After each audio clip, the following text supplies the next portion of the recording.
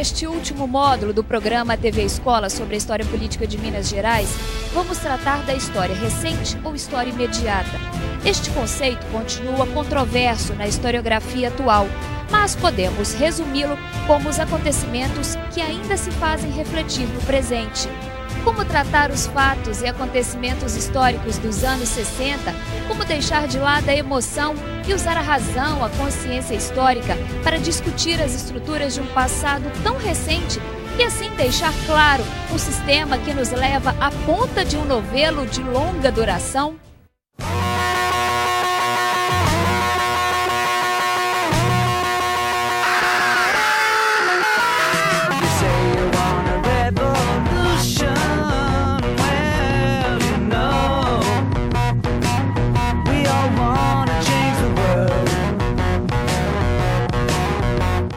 Parlamentarismo, golpe militar, abertura política, diretas já, fora Collor. Pois é, história é interpretação.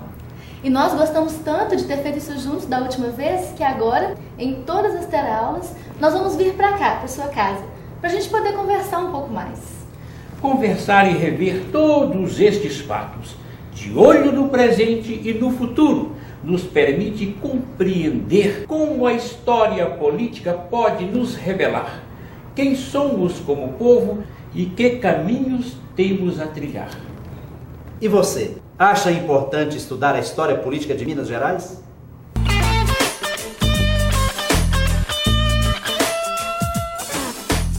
Evidentemente, Minas sempre teve um papel muito importante na história do Brasil. O que falta no Brasil é estudo de ciência política, né? O povo aprenderia a votar com mais conscientização, né? Tinha que voltar, inclusive, aquela matéria que tinha educação em cívica, apesar de ter sido nos anos duros da ditadura, mas deveria voltar.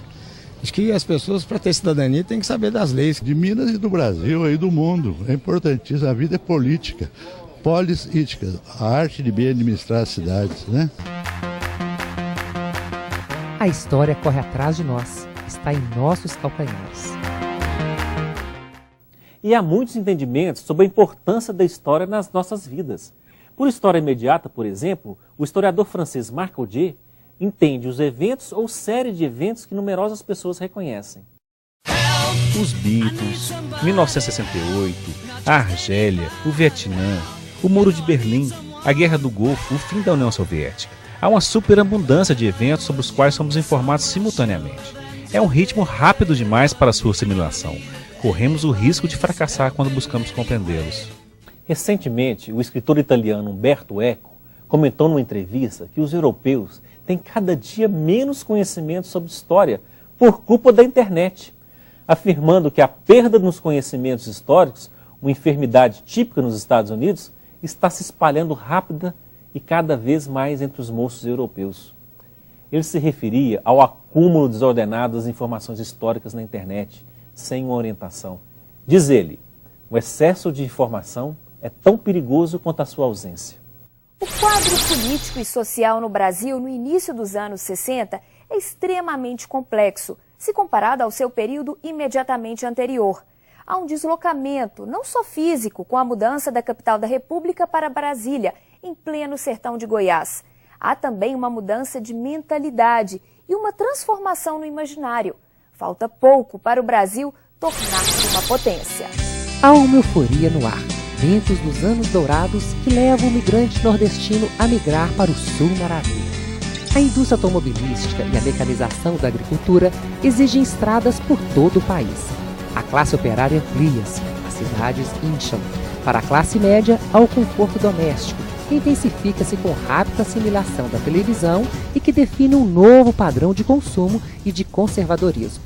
Até os anos 70, vamos construir um complexo industrial que tornaria possível produzir tudo o que consumimos. A população cresce a ritmo estonteante. As grandes hidrelétricas garantiriam o conforto dos novos eletrodomésticos. Há uma sociedade em movimento, uma densidade histórica e um tempo que se acelera. A noção de progresso ganha sentido. O quadro econômico retratado acima permanece como pano de fundo de todo o período de intensa mudança que se operava no Brasil. Mas o quadro político, por seu turno, nos revela uma outra dimensão que se faz necessário contextualizar. O mundo da política ainda era dominado pelas elites agrárias, pelos empresários, pelos militares e tecnocratas. O populismo, que tinha inserido a classe operária como massa de manobra, agora corria o risco de perder o controle. Os trabalhadores da cidade e do campo cobravam uma cota maior de autonomia política e de democracia, riscos que os militares temiam diante do contexto da Guerra Fria e do anticomunismo.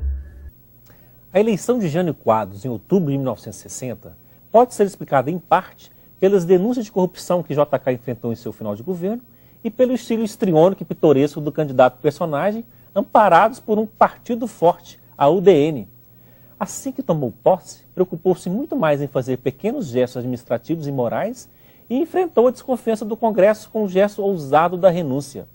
Blefou na esperança de volta nos braços do povo, com maiores poderes. Deu-se mal e jogou o país numa crise sem precedentes. A conjuntura política no início da década de 60 foi atípica. A Guerra Fria colocava o mundo entre dois polos: os que se orientavam por uma tendência capitalista de mercado livre e os que apostavam na Revolução Comunista, que viria da então União Soviética ou da China e prometia se alastrar pela América Latina.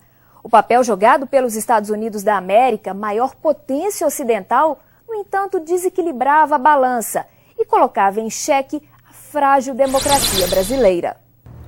É por isso que a posse de João Goulart, após a renúncia de Jânio Quadros, levou a um clima de tanta desconfiança. Muitas e mútuas desconfianças entre o presidente da República e a alta hierarquia das Forças Armadas. Identificado como populista socialista, Jango não conseguiu montar uma base de apoio convincente nem no parlamento, nem nas ruas. A solução parlamentarista foi um arremedo que se esgotaria no plebiscito de 1962. A volta do ex-vice-presidente, legitimado pelas urnas, não conseguiu aplacar os ânimos de seus adversários. O mundo estava rachado, os valores se transformando rapidamente.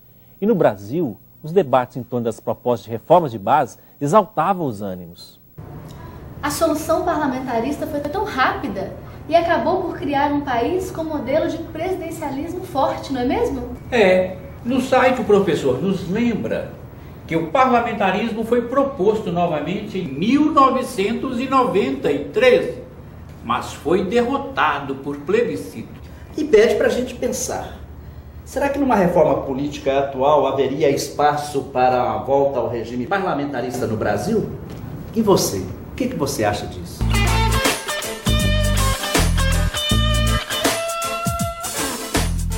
O regime parlamentarista sempre seria uma boa alternativa. Aliás, nós tivemos o regime parlamentarista para evitar uma crise política. Acho que não, no momento não. É porque já tiveram outras oportunidades da gente experimentar outros tipos de governo, no país. E eu creio que o melhor que a gente tem mesmo é hoje o sistema de presidencialismo. É uma coisa confusa, né?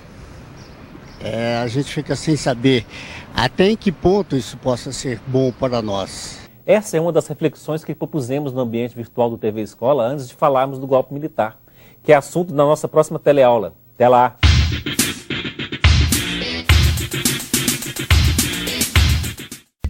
Na teleaula de hoje, você viu que os anos dourados vividos no Brasil ocorreu num cenário internacional de grande embate. Era a Guerra Fria, uma luta entre capitalismo e comunismo que se refletiu também no país com a rejeição a Jânio Quadros. Do temor, surgiu a proposta do regime parlamentarista como forma de descentralizar e controlar as ações do governo. Mas a proposta acabou por fortalecer a presidência através do apoio popular, por desagradar os militares que só viam na saída o golpe militar de 64. Nos encontramos na próxima teleaula. Até lá!